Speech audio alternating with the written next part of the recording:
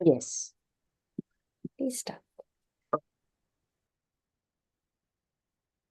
So, good morning, everyone, and warm welcome to this uh, tension wala topic of stress, mental fatigue, and handwriting.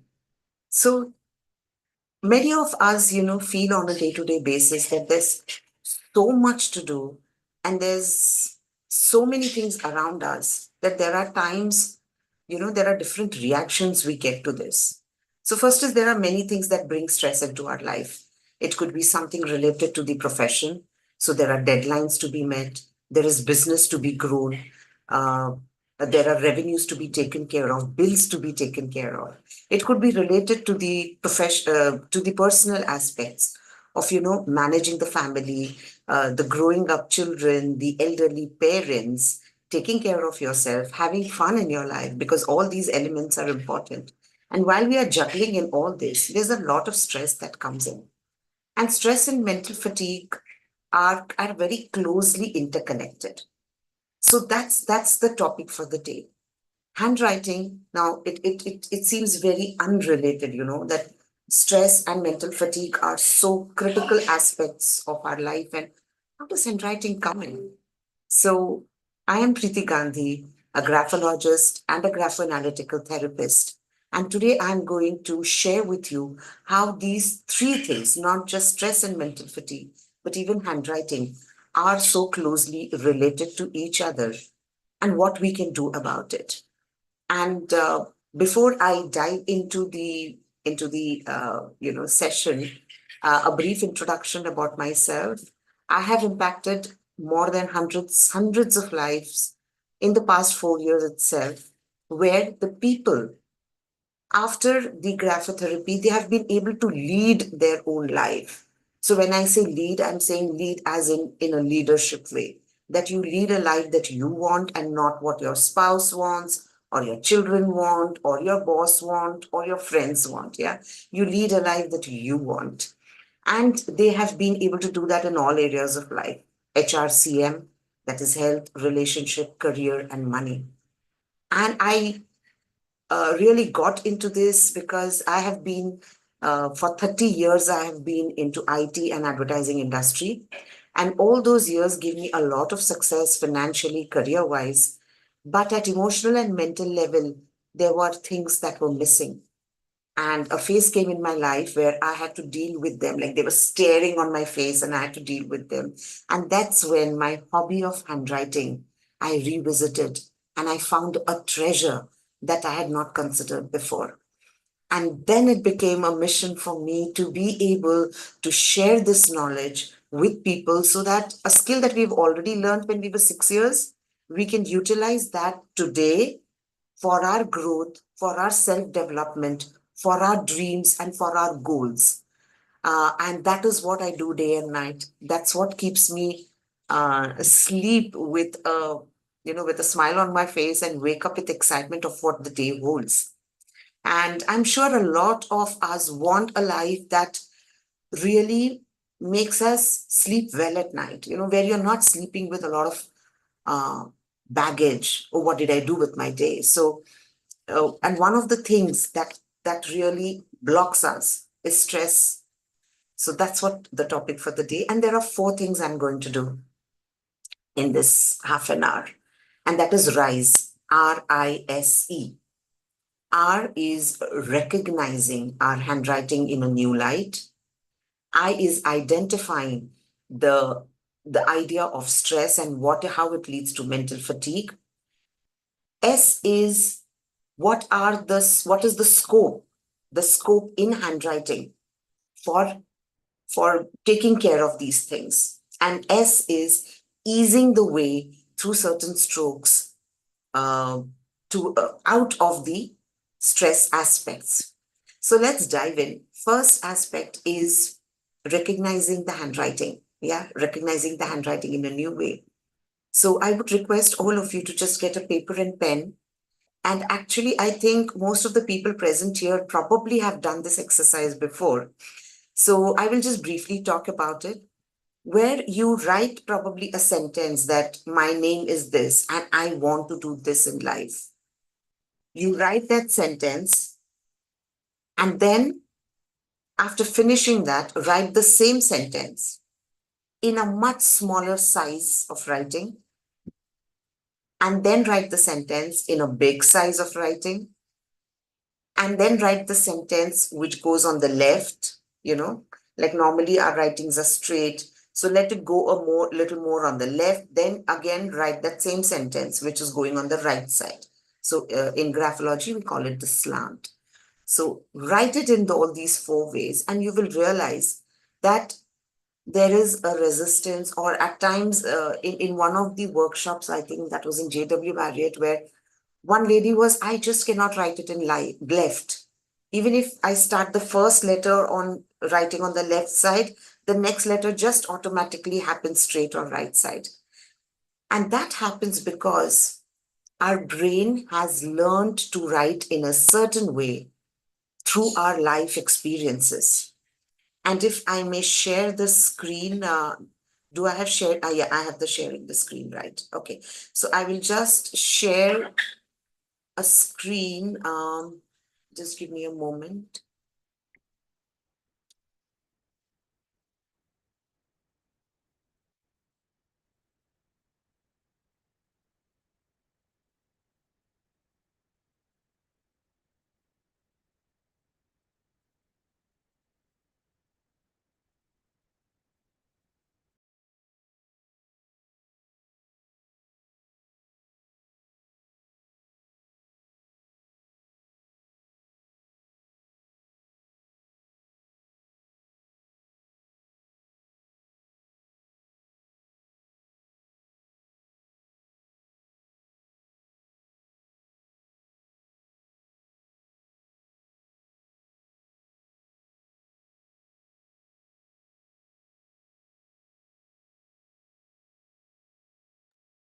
Is this slide visible? Shavana ji, is this slide visible? Yes, it is. Okay. So if you look at these signatures, any guesses what are these, who are these signatures of? You can type in the chat box, or you can say it since it's a few people present here. Yeah, any guesses who the signatures belong to? Ratan Tata, Dinah, we can read. And Yeah. uh, Okay. And I think the last one also you can guess. mm, Any other people? Take a guess. I mean, it's okay. The last one is Lata Mangeshkar. okay, yes. Yeah. So there's Ratan Tata on the left. Then on the right, it is the king of our Bollywood industry. That is, Okay, Shah Rukh Khan. yes. And then we have something like MAH. So Hmm, that's Mani, that's Mahendra Singh Dhoni. okay. Okay. And then on the right side, we have somebody who has just been elected the president. Any guesses? Trump. Yes, Donald Trump. Yeah, you rightly guessed, Diana. And then we have Lata Mangeshkar there. Now, as you know, we all learned writing the ABCD same way. Yet look at the variation in the signature. Some signatures are so like, rhythm, clean. Like you look at Lata Mangeshkar's signature, there's a certain rhythm, there's a certain calmness in that signature. But if you look at Donald Trump's signature, calmness and that signature, do they even go together? Yeah. So each signature is telling about their life story, about how they have experienced the incidents, how they have responded to them, what kind of a genetic makeup they come from, what kind of a childhood they had, and what kind of personality traits they have developed over the years. And that's why the signatures vary so much. And when you look at your own signature is also telling a story. It's telling a lot about how your mind is working. Now, why the writings are so drastically different, I will just stop the share here. Why the writings and signatures are so drastically different is because all these life experiences impact the brain. And everything that we do, we know comes from the brain. Even if our entire body is functioning, but the brain stops, what do doctors call it? They call it brain dead. Because anything and everything that you do happens from the brain. So when you're writing, all the experiences are being stored in the brain with a certain wiring. So that in technically it is known as the neural pathways. Now through those neural pathways, your brain, when you're writing, your brain sends that information via the entire pathways through electrical pulses, all the way to your backbone, to your hands, to your fingers, to your pen, and then to the paper. So when you just simply pick up a pen, all this is happening in the background in split second. And then when we begin to write, our brain accesses the memory, because when you're writing, you are accessing a memory. For example, when I write, I am Preeti Gandhi, I am accessing the memory that who am I? My name is Preeti Gandhi. And if I say I want to be, the most impactful person in the area of graphology, so then again, my brain is going and accessing the memory of life experiences, that why handwriting is important to me, what happened to me through handwriting, what impact do I want to create through handwriting, and what is it that I see the future which has not yet happened. So all this, I'm accessing different areas of my brain and then writing. So writing and brain activity is very, very closely connected, which has been proven through various experiments and research over the decades in various countries. And they all come to the conclusion that handwriting is a big, big uh, reflection of what's going on in the brain. And if what's in the brain can impact handwriting, as you saw in the signature, that they're so, so very different, then the other way is also fine. Then your writing also impacts the brain. So if you do deliberate writing, it impacts the brain. So in the flow of the thing, I spoke about writing first. I will get on to the next aspect of stress and mental fatigue. Now, stress and mental fatigue also is what our brain has stored memory from. That, okay, this kind of a thing gives me stress and this kind of a thing gives me calm. For example, when you look at, when I'm talking about running, for a lot of people, running becomes stressful. That, oh my God, I have to wear the shoes and I'm feeling so lazy. And then I have to, run. My doctor is asking me to run. My spouse is asking me to run. And I don't really feel like, and that really causes a lot of stress.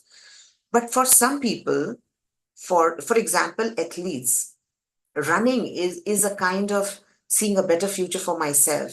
Yeah, running for many people is just calming. So whenever they are stressed out, what they will just simply do is probably put on some music and go out for a walk or for a run. So the same activity can cause stress for some and can cause, calmness for some. So it impacts different people in different ways. So let us just try to understand that what is stress and what is its interrelation with mental fatigue. So stress is in a way the starting point. It could be because of various things, as I said at the start. It could be because of the workload. It could be because of the house affairs. It could be because of the negotiations that you do in office, the negotiations you do at home, negotiating with your spouse, negotiating with your children, negotiating with your relatives. कि okay party इस दिन रखनी है नहीं इस दिन मैं free नहीं हूँ can you do it on this day so these are also negotiations happening.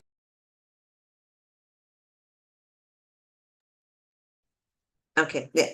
So these are also negotiations happening, and there's so many things that cause stress. When one is stressed, it our brain gets activated into the mechanism of fight or flight. So fight or flight is some people, when they come across stress, they become very angry, they become aggressive, they kind of want, some people even get violent. You must have seen on road when there is an accident. So some people will just come out, on the road and it's like, what did you do? And they are probably about to fight. Now that's their reaction to an incident where they will fight it out. The other reaction to the incident is flight. You just run away from the situation.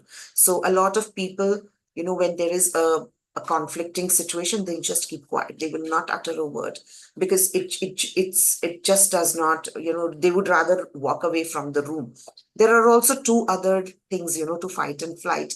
The third is freeze. Now, freeze is when you're just frozen there, you can't do anything, you can't say anything, and you're just frozen. Your mind stops working. And the fourth pattern is fawn. Fawn is, you become people pleaser. So when there is a conflict situation, it is like, aap jo bolo wo sahi hai. You know, neither you want to fight, nor you want to run away, nor are you frozen. The simplest way is, yeah, what you're saying is right. And when you say what you're saying is right, even if your mind is not saying so, it gets into people pleasing and then it becomes a habit. So, this is the response of the brain. When the brain, I would rather say reaction of the brain. So, when the brain reacts this way, our mental energy starts draining. We feel overwhelmed. And when this happens, the mental fatigue sets in. And the mental fatigue is like you feel that you have energy for nothing in the day. And understanding this connection between stress and mental fatigue allows us to intervene at the right time. So when there is a stress component coming in, you it gets easier to identify that, yeah, this is what I'd heard of. Okay, this is what is happening, so let me tackle it. Further down the session, I'll also talk about the ways to tackle it. So this is how stress and mental fatigue are really correlated. Now, when I talk about, you know, so we talk about now we're talking about identifying what are the kinds of stress, what are the kind of mental fatigue. So when I talk about stress, there are essentially three kinds of stress. First is the active stress. Yeah. Sorry, not active, acute. Excuse me for that, just a moment.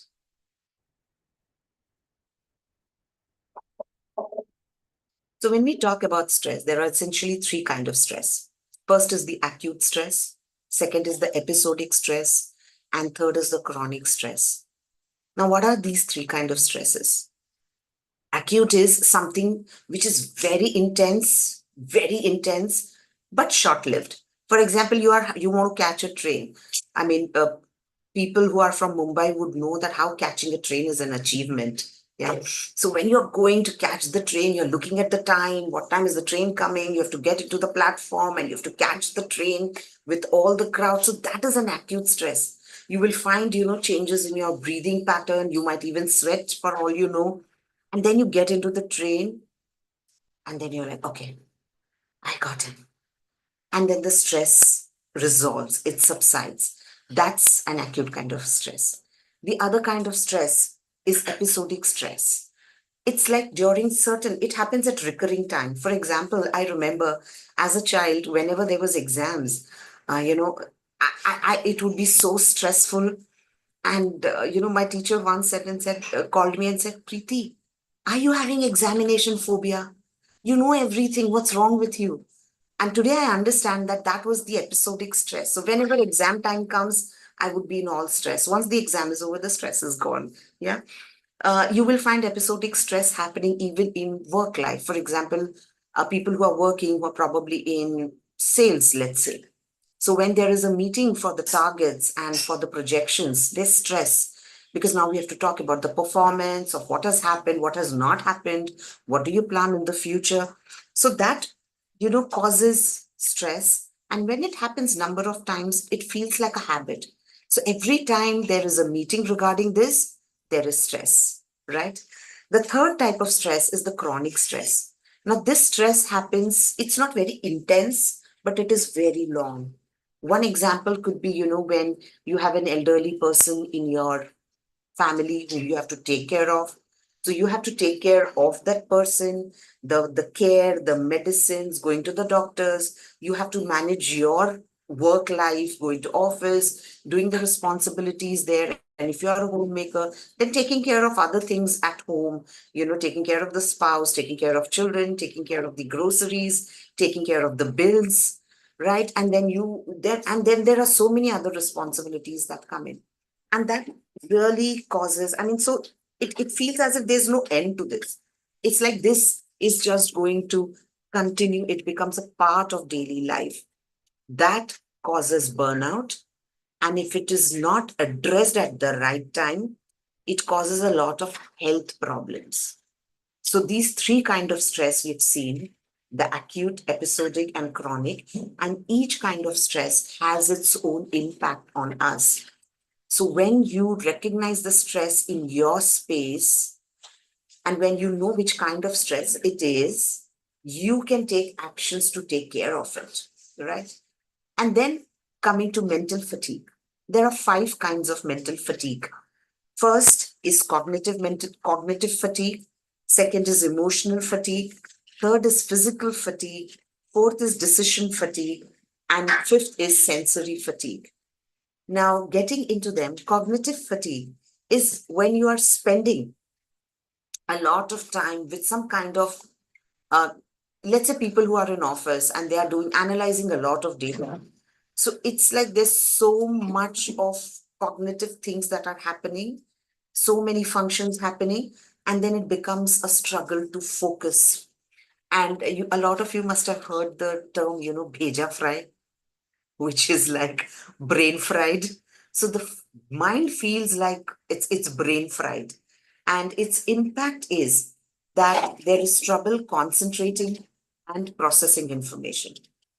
The second kind of mental fatigue is the emotional mental fatigue. Now, that often happens when, for example, there is a friend who is in trouble and you are, being the support system of the friend, you're comforting the friend, who is going through tough time. And while managing this and your own responsibility, at times it feels emotionally drained. It's like I am left with nothing right now. There's a feeling of drain where you just don't feel anything. And that's the emotional fatigue. The third kind of fatigue is the physical fatigue. Now, physical fatigue can happen because of physical activity as well. But nowadays, with the kind of work we have, the lifestyle we have, often it is not because of physical work. It's like you're sitting in let's say virtual meetings back to back, and then you find that your neck is paining. You just keep on massaging your neck, your back hurts, constantly sitting, and that is the physical fatigue that happens. And you wonder that I did not even move so much, then why am I getting this physical pain? Now this happens because of the mental strain happening and the physical fatigue sets in. The fourth kind of fatigue is decision fatigue. And this is very interesting because there are so many decisions you make through the day, in office, at home. It's like, these are the calls I have to do. If you're in sales, then you have to chase clients, you have to have conversations, you have to decide for the client whatever are the objections, what is it that you can offer, what is it that you cannot offer. You're getting calls from clients, you're getting calls from house members, you're getting calls from friends. And like, okay, where do we meet for coffee? Then you have to decide on that.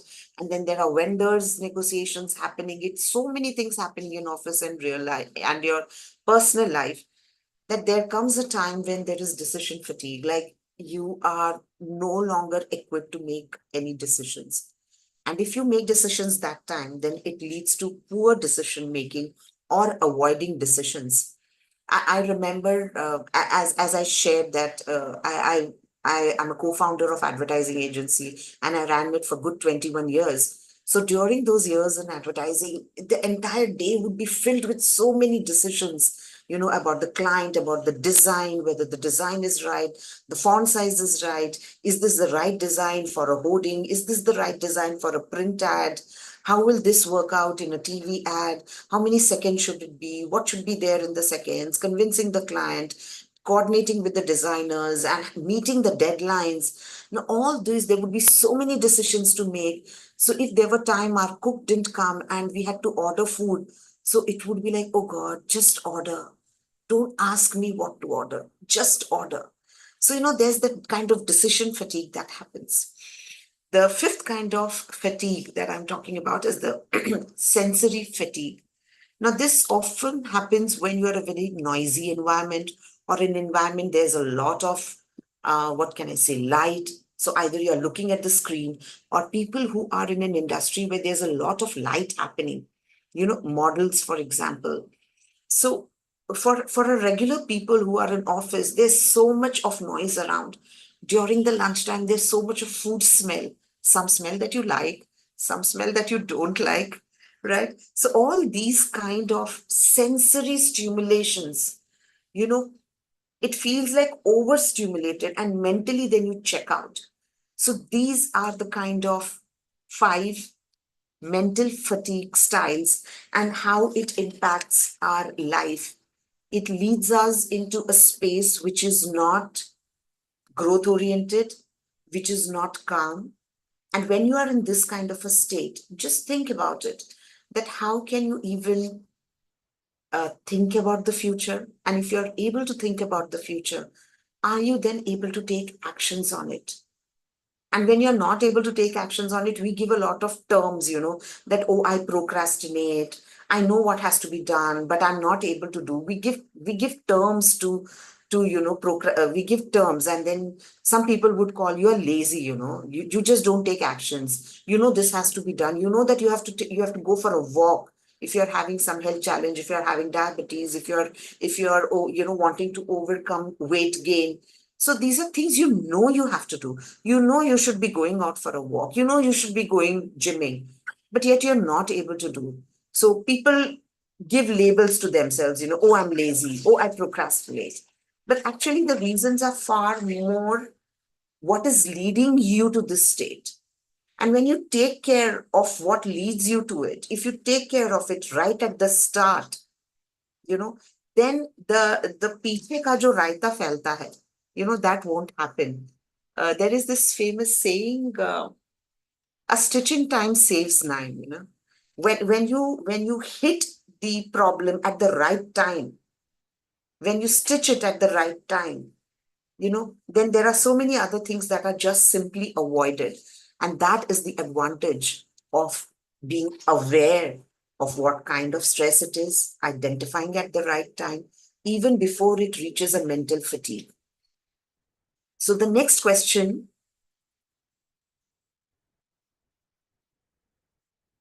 So it's like, okay, Preeti, now we understand stress, we understand mental fatigue. So how do we address it at the right time? And even if I come to know, okay, now you have explained all this, and I will come to know what kind of stress it is, I do not let it lead to mental fatigue. But then what do I do? So one of the very simple and all the time available thing that you have is handwriting. And as I explained early in the session, handwriting is actually brain writing. Whatever your brain is going through is what is reflecting in your writing. And it's a two-way street. There's a lot of aspects, when I talk about handwriting, there are so many aspects related to it. There was one, talk that I had done on journaling, the various kinds of journaling. I had mentioned nine kinds of journaling that you can do. Now, each of those journaling technique is powerful in its own way. A lot of people talk about gratitude, that gratitude keeps you in a very beautiful space of being able to receive all the time. So the more you are grateful for what you have, the more at a vibration level you are attuned to receive. Now, when you just simply say, okay, I'm grateful for this, probably it has impacted, this and this part of brain. But when you write it, so much more of your brain is utilized in writing, because there are many aspects. Writing means one is the physical aspect. You are picking up the pen, you are taking the paper, and you're going to write on it. You're sitting straight. There's a lot of mental aspects involved, where you are accessing your memory, where you're accessing your experiences, where you're accessing the dream that you have for yourself for future. There is uh, there are also aspects of um, the motor skills involved, whether they are the gross motor skills or the fine motor skills. And when you write, you notice that there are so many nerves in your fingers that get pressed, that gets massaged. And in all the religions, you will find all of us have that mala, whatever we call it, mala, rosary, or whatever. And what is that mala also doing? That mala is, it's like, okay, you are telling a mantra and you are doing it 108 times, and you're constantly massaging your nerves over here. Now, the combination of being focused with the mantra, with the mala, with the nerves has an impact on the brain. And for those of you who have tried, doing the jap, the mala, you would realize that after doing it, you feel different. That's because different parts are being activated. And handwriting is a beautiful way where you activate it, and you activate it in different way, because when you are writing a letter, you will realize that it's not the same parts that are getting activated. It's, when for example you're writing the letter Y, your hands are going down and coming up. When you're writing the letter T, your hands are going up and coming down. When you're writing the letter O, your hands are doing a circular movement. When you are doing a letter K, it goes up, it goes on the sides and comes. So every time, in every action, there are different nerves that are getting activated. That's the beauty of handwriting, that it is an ensemble of so many things. Now imagine when so many functions are to be done, how much part of the brain is getting activated. And the more part of your brain that is engaged, the more present you are in the moment. So when you write a gratitude, its impact is so much more different than just saying gratitude, than just saying thank you. Saying thank you is moment. It's important, not that it's not. It's very important. But when you write it, it is significant. It has a significant on your body, on the brain wiring, on the kind of hormones that the brain starts secreting. So that is the impact of handwriting. And in fact, there's so much more, but taking into account the time aspect, I'll suffice to say that when you write, there is a lot of brain activity that is going, lot of neural pathways that are being accessed. So where does stress, mental fatigue, and handwriting come in? So whenever you're feeling stressed out, whenever you're feeling fatigued, whenever you feel that I just don't want to do anything, and when you write, it has its impact. Now imagine writing just like that when it has impact, journaling, for example. If we do intentional writing, its impact is far more. There are different kind of strokes in graphology, which we call it as graphotherapy, where these are strokes designed for very different kind of hand movements, the nerve massaging, so to say, and new neural connections happening. So whenever, my students, they start doing this practice. So initially, so there are three stages they go through. The first is, oh, this is so simple. In fact, it is silly. Why are you even asking me to do that? So that's the first response to the stroke that I share with them. The second response is, it's not as easy as it looked. Okay, I think I need to practice it. And they practice it. And in few days, they are surprised, they are amazed at that such a silly, simple looking stroke is having so much impact on them. So whenever, so there is a reactive way where you feel, you get into stress and you do the stroke and you feel better. The other way is you do this stroke in the morning or in a particular time of the day, and you are more or less set for the day. You are more in charge of yourself, and even when there is stress, there are emotions that come up. You know that you can manage them, and whenever you feel that, you can practice those strokes, right? That is the power that I am talking about of graphotherapy, of how it can be practiced to combat stress.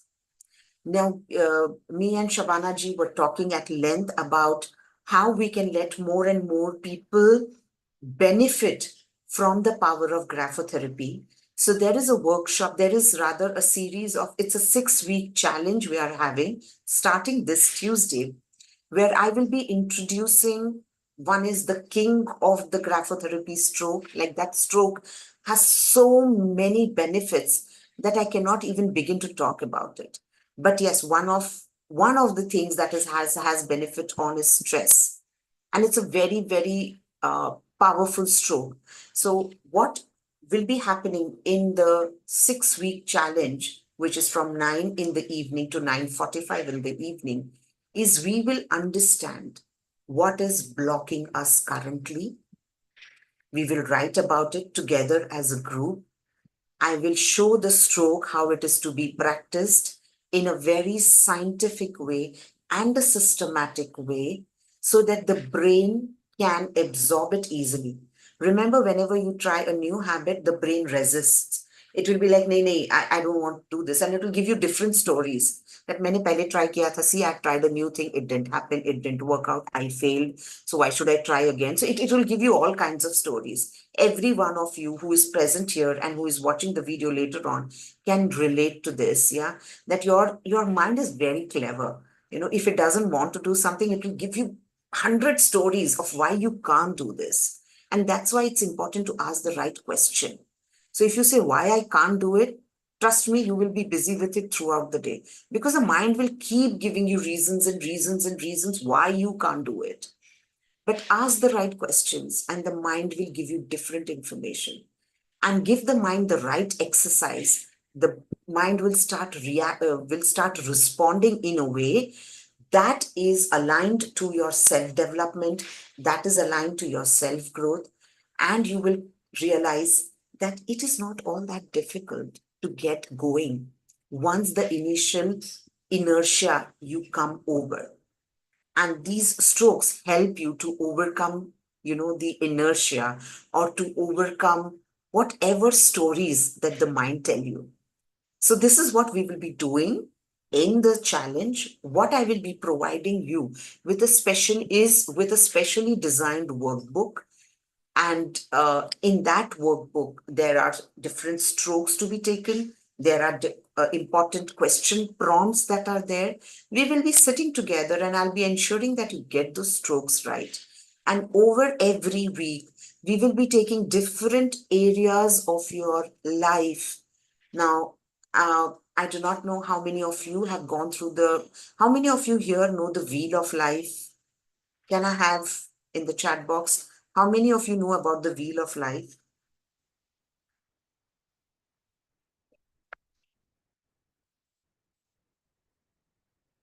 Yeah, can I have your answers in the chat box? Are you aware? Say yes. If you are not, just type in N.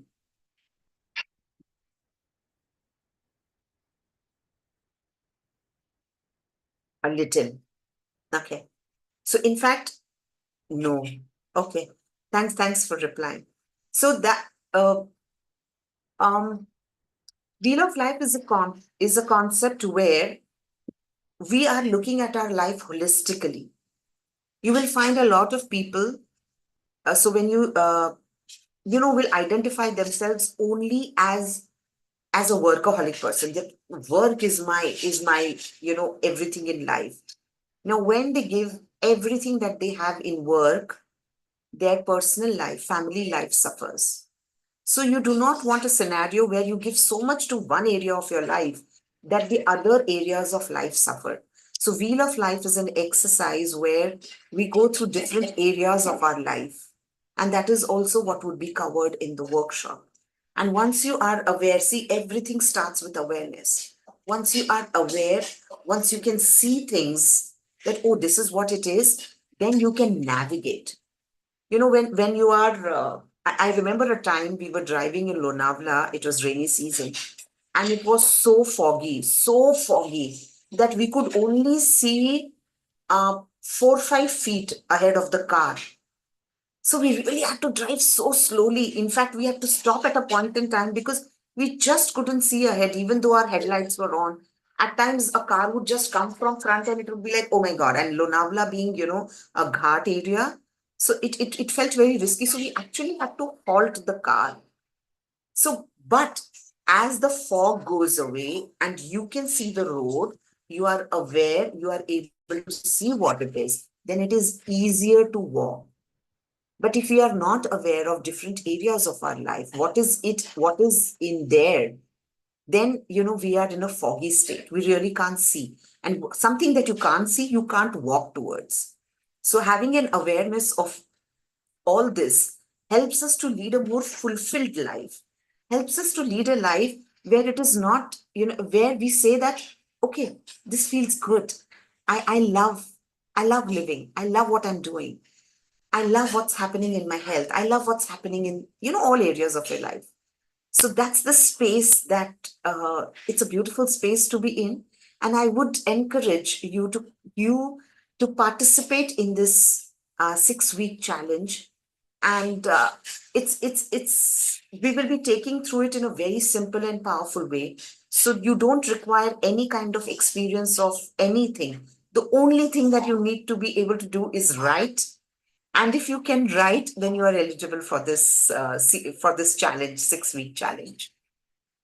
So do enroll in that. I would love to see you on the other side and take you through what is important for you in your life, the areas of life that you're probably ignoring, and how and what are the things that you want in your life so that you can lead those changes in your life.